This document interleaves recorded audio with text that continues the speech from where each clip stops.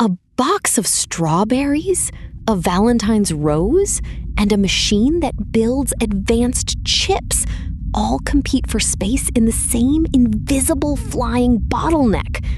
Not in theory, in the real market. Tonight, on a narrow-body passenger route out of Nairobi, a freighter leaving Quito, and a handful of aging wide-body cargo jets that the global economy depends on far more than most people realize. This is not really a story about airplanes. It is a story about capacity. A tiny slice of global air freight space acts like a live auction for the world's most fragile and most valuable goods.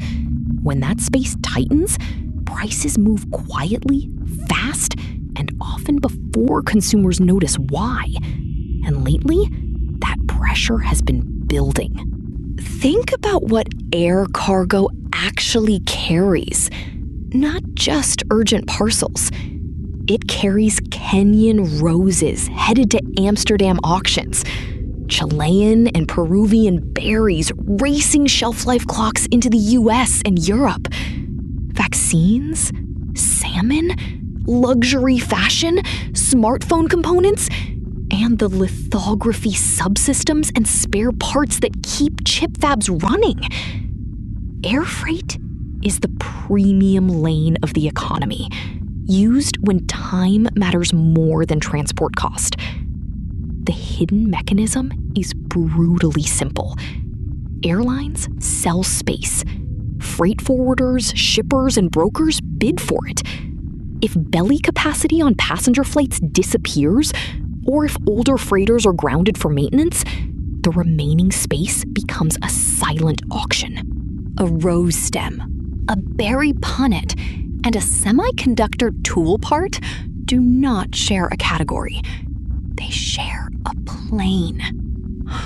And the fleet behind that auction is older than many people think.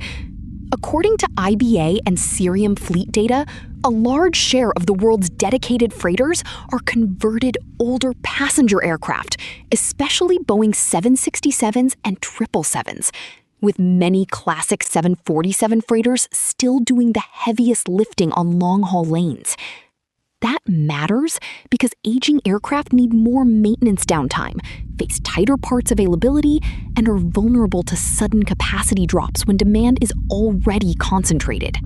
I'll be honest, the more you look at this market, the less it resembles a modern, seamless system, and the more it looks like a stressed patchwork held together by scheduling genius and luck. In 2021, when passenger travel had not fully recovered, the International Air Transport Association reported global air cargo demand running above 2019 levels, while belly capacity remained deeply constrained. Rates exploded. On some major lanes, TAC index and market quotes showed air freight prices several times pre-pandemic norms. That was the moment many executives rediscovered a fact consumers almost never see. If the flying warehouse shrinks, inflation can arrive by air. But the story did not end with the pandemic spike. It changed shape. Passenger belly capacity returned on many routes, yes. Yet trade became more fragmented, Red Sea and other disruptions pushed some urgent shipments from sea back to air. E-commerce kept competing for lift, and high-value industrial supply chains became less tolerant of delay. Semiconductor manufacturing is a perfect example. A chip plant can absorb weeks of planning, then suddenly need a specific valve, laser module, or metrology component immediately. When that happens, nobody asks whether air freight is expensive. They ask whether there is space tonight. Here is where the economics turn uncomfortable. Air freight is a tiny share of global trade by volume, but a very large share by value. The World Trade Organization has repeatedly noted that air cargo moves a disproportionately high percentage of world trade value relative to its weight. So when capacity tightens, the effect is not broad and visible like oil. It is narrow and surgical. It hits the goods where time is money, spoilage is real, or downtime is catastrophic. That is why a shopper sees pricier berries, a florist sees thinner margins, and a chip equipment maker sees a delayed installation fee, all from the same hidden squeeze. Consider flowers. Kenya and Ethiopia are major exporters to Europe, and much of that trade depends on temperature-controlled air links into hubs like Amsterdam and Liège. Flowers are almost the definition of cargo that cannot wait. A delay of even a day can destroy value. If uplift tightens before Valentine's Day or Mother's Day, freight rates rise, wholesalers bid harder, and someone eats the cost. Usually not the airline alone. Usually the exporter, then the distributor, then the final buyer. The rose still looks romantic. The pricing behind it is pure triage. Consider berries. Soft fruit has improved dramatically because cold chains and air links allow producers to serve distant markets almost year-round. But berries are unforgiving. Shelf life is short. Rejection rates can be brutal. If capacity from Latin America tightens during peak windows, the shipper either pays up, reroutes, or loses freshness. Reuters and trade reporting during repeated logistics disruptions showed exactly this pattern. Exporters scrambling for uplift as margins vanished. You can call that logistics. I think it is a form of invisible rationing.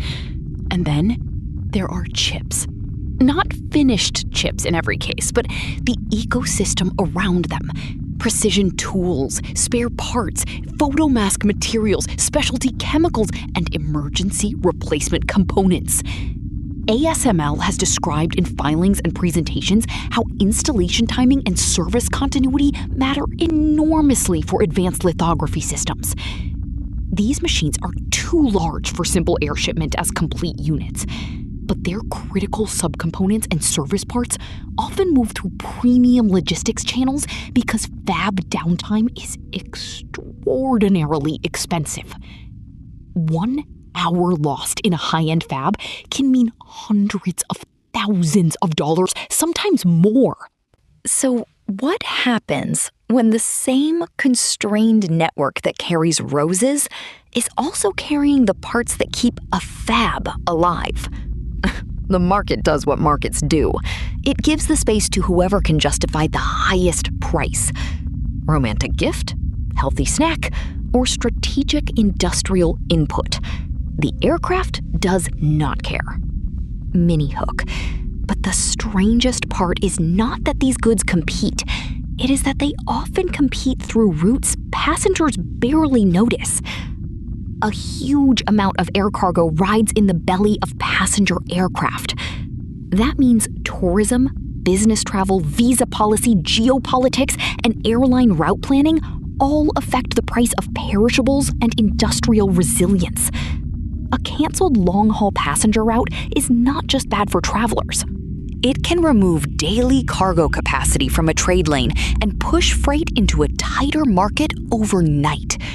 That is one of the least appreciated inflation channels in the real economy. I find this fascinating because it reveals who really sets prices at the margin.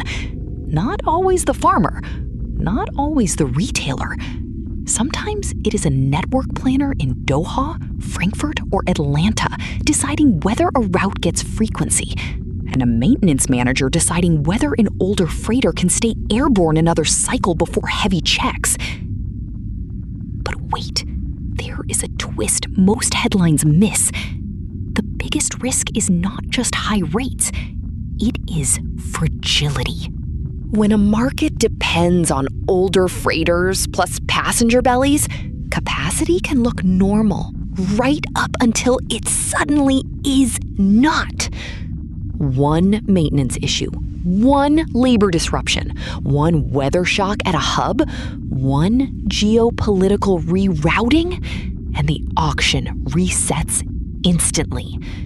That is why this system feels stable, until the moment it reprices everything. Look at the hard numbers. Boeing's world air cargo forecast has long projected structural growth in air cargo over the long term, while major lessors and analysts have pointed to a constrained supply of production freighters and strong demand for converted aircraft. At the same time, Airbus and Boeing delivery delays have tightened fleet renewal across aviation more broadly. Fewer new aircraft arriving on time means less flexibility everywhere, including cargo. Add stricter emissions pressure in Europe and rising operating costs, and older jets stay vital precisely when they are least graceful to operate. Now, connect that to inflation. Not headline inflation in one dramatic burst. Sticky, selective inflation. The kind that shows up in premium groceries, floral retail, pharma logistics, electronics repair lead times, and industrial project overruns.